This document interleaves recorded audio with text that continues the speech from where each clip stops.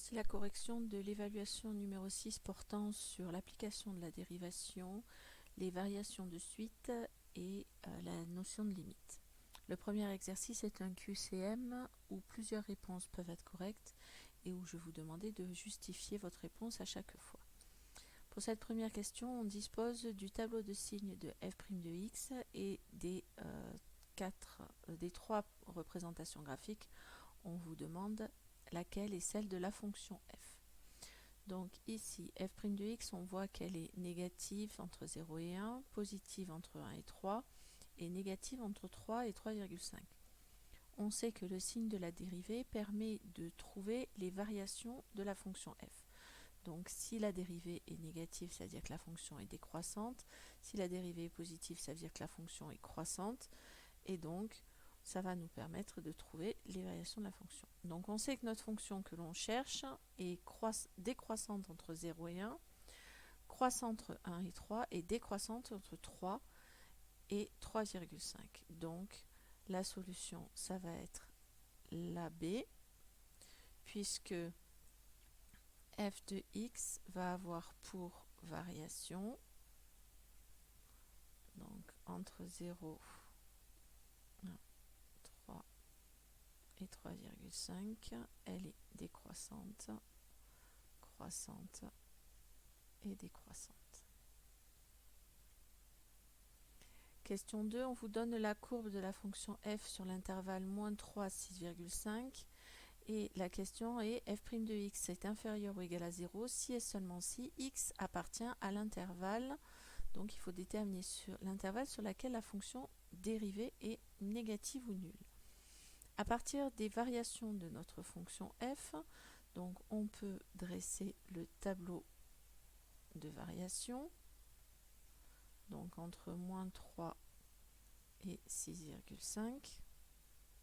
On sait qu'elle est décroissante jusqu'en moins 2 tiers, croissante jusqu'à 4, puis décroissante à nouveau. Ça, c'est les variations de f.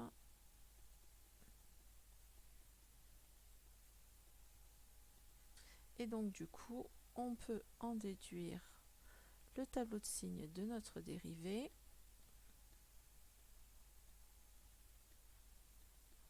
Si la fonction est décroissante, c'est-à-dire que la dérivée est négative, ensuite la dérivée devient positive et négative. Et donc f' de x sera décroissante sur l'intervalle moins 3, moins 2 tiers, union 4, 6,5. Donc cette solution convient et elle est négative sur c'est tout, puisque ici sur moins 2 tiers 4 elle est positive, donc il n'y avait qu'une seule solution possible.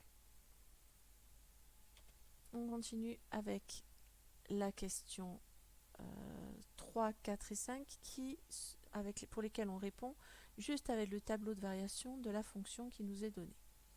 On a f' de x supérieur ou égal à 0 si et seulement si x appartient à l'intervalle. Ici, on vous donne les variations de la fonction. Donc, je refais rapidement le tableau. Donc, sur 0, 1, 4, 6, notre fonction est décroissante, croissante, décroissante. Donc, notre dérivée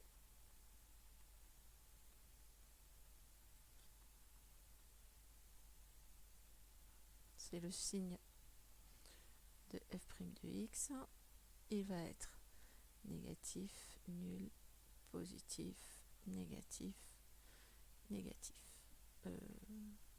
Donc, f' de x est supérieur ou égal à 0, supérieur ou égal à 0 sur l'intervalle 1, 4. Donc, la solution, c'est la A. Pour la question 3, on se sert de ce tableau. Pour la question 4, sur l'intervalle 0, 6, la fonction f admet donc au moins un extrémum, 4 comme maximum et 1 comme minimum, 18 comme maximum et moins 8 comme minimum. On constate ici que les valeurs du maximum, c'est 18, Et les valeurs du minimum, c'est moins 8. Donc, 4 et 1 ne sont pas des minimums. Ici, la réponse C est juste et au moins un extrémum que voici. Dernière question, la question 5. L'équation f de x égale 0 admet sur l'intervalle 0,6 aucune solution. Une unique solution, on ne peut pas savoir.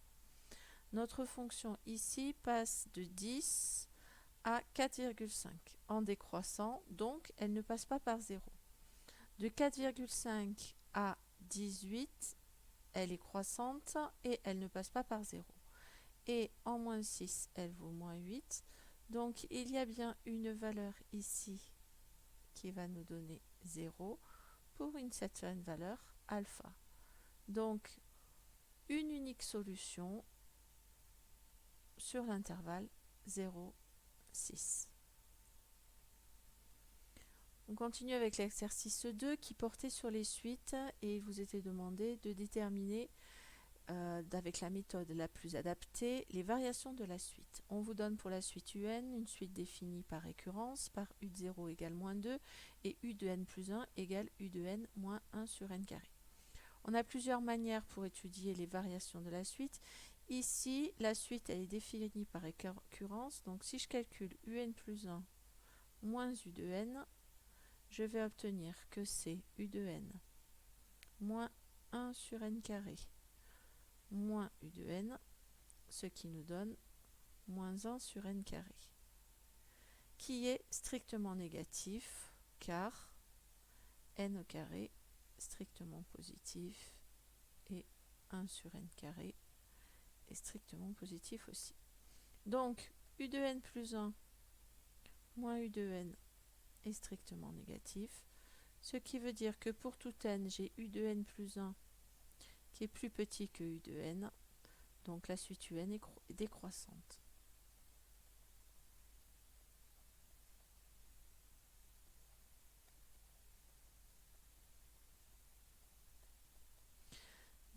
Deuxième question, la suite Vn est définie pour tout entier naturel n par Vn égale 1 sur n plus 1 moins 1 sur n. On va faire comme précédemment le calcul de Vn plus 1 moins Vn, donc je calcule d'abord Vn plus 1. Vn plus 1 c'est donc égal à 1 sur n plus 1 plus 1 moins 1 sur n plus 1, ce qui nous donne 1 sur n plus 2 moins 1 sur n plus 1. Du coup, Vn plus 1 moins Vn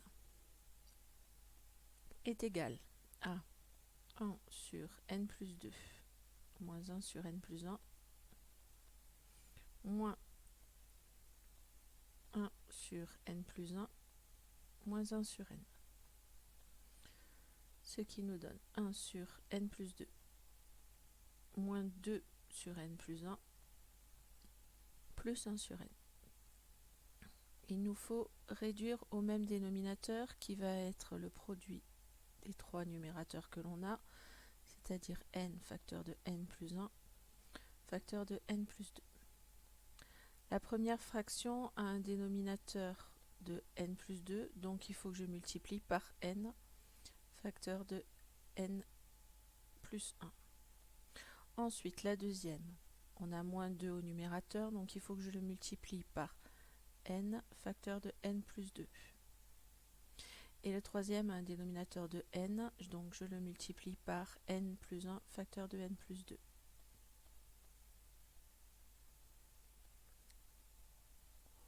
Ce qui nous donne, en développant, n carré plus n, moins 2n carré, moins 4n, plus n carré plus 2n, plus n plus 2 sur n facteur de n plus 1 facteur de n plus 2. Je réduis le numérateur. N carré moins 2n plus n carré, ça s'annule. N moins 4n, ça fait moins 3n, plus 2n, ça fait moins n, plus n, ça s'annule. il nous reste 2 sur n facteur de n plus 1 facteur de n plus 2. N est un entier naturel non nul, donc n est supérieur ou égal à 1. Ce qui veut dire que n plus 1 est positif, tout comme n plus 2 et tout comme n. Et comme n et comme 2 est positif aussi, on déduit de tout ça que Vn plus 1 moins Vn est strictement positif. Donc Vn plus 1 est plus grand que Vn. Donc la suite Vn est croissante.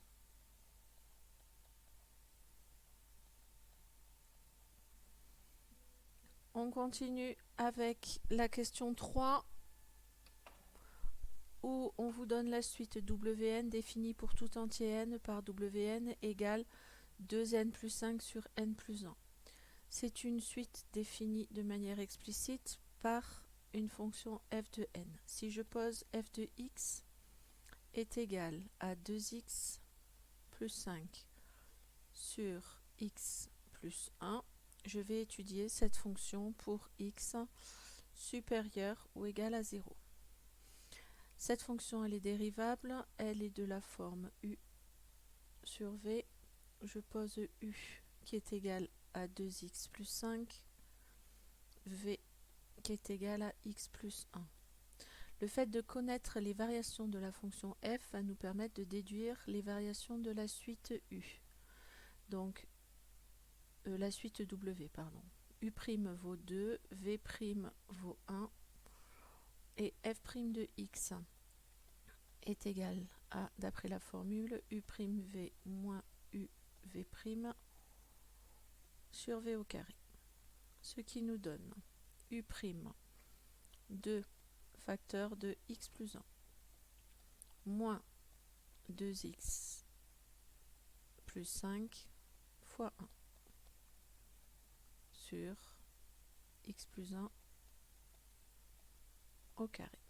Donc f' de x est égal à 2x plus 2 moins 2x moins 5 sur x plus 1 au carré.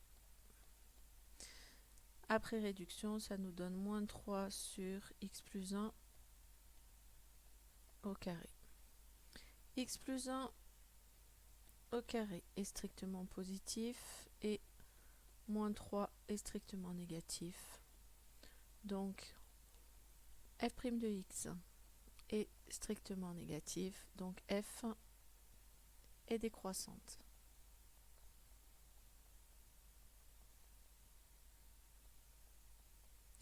La suite Wn a les mêmes variations que la fonction.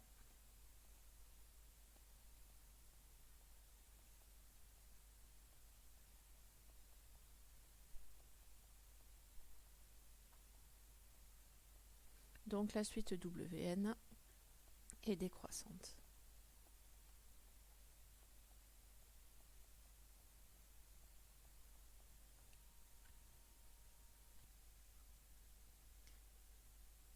Dernier exercice de cette évaluation, soit Tn, la suite définie par Tn égale n au carré plus 100 fois moins 1 exposant n. À l'aide de la calculatrice, déterminer le premier entier tel que t de n est plus grand que 1000. On notera grand N cet entier. Donc pour cela, il faut utiliser la calculatrice. Je vais vous montrer comment le faire avec la calculatrice Numworks. Donc il faut que vous me mettiez en mode suite et donc ajouter une suite. C'est une suite qui est définie de manière explicite. Donc c'est n au carré plus 100 fois moins 1 exposant n.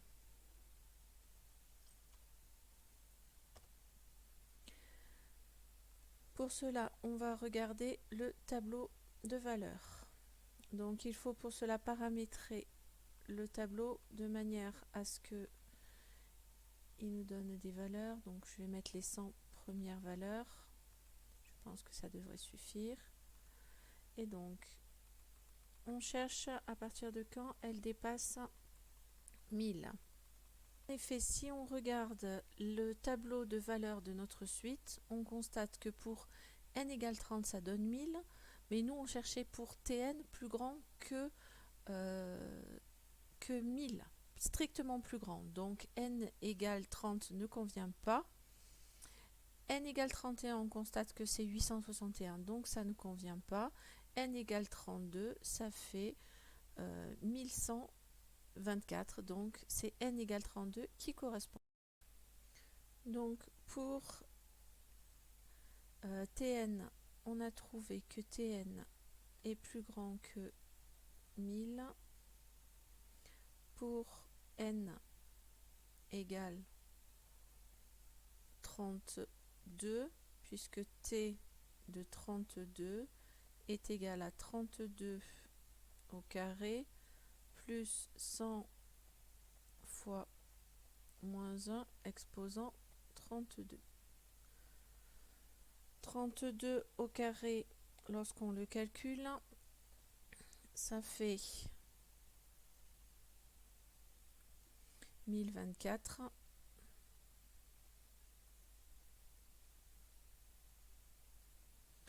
plus moins 1 exposant 32, ça fait 1, donc ça fait plus 100, ça fait 1124. Du coup, la valeur de n qui correspond, c'est n égale 32. Si on calcule t de 32 plus 1, c'est-à-dire t de 33, on trouve que ça fait 33 au carré plus 100 fois moins 1 exposant 33. 33 au carré, ça fait 1089. Mais moins 1 exposant 33, ça fait moins 1, donc ça fait moins 100. Ce qui fait 989.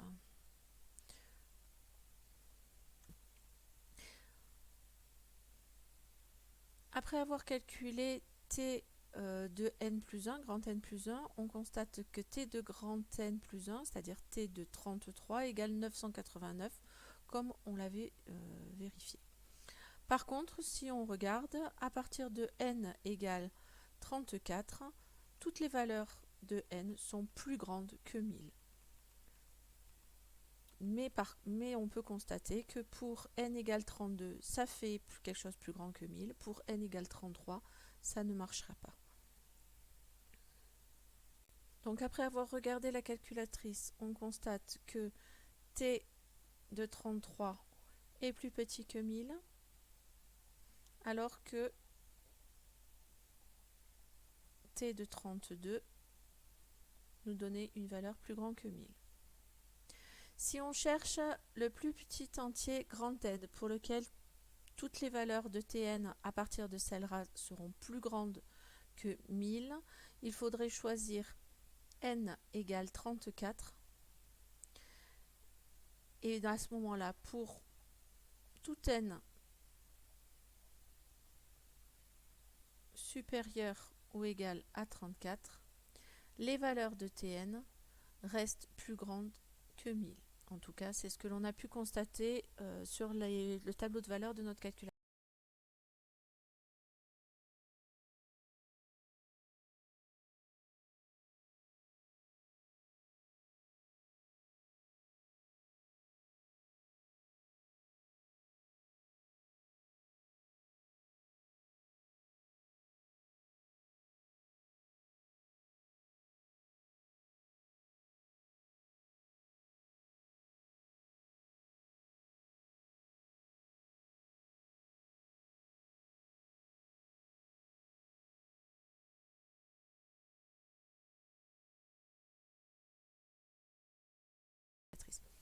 Voilà, j'espère que la correction de ce devoir vous aura permis de mieux comprendre vos erreurs. N'hésitez pas à me poser vos questions si nécessaire en classe.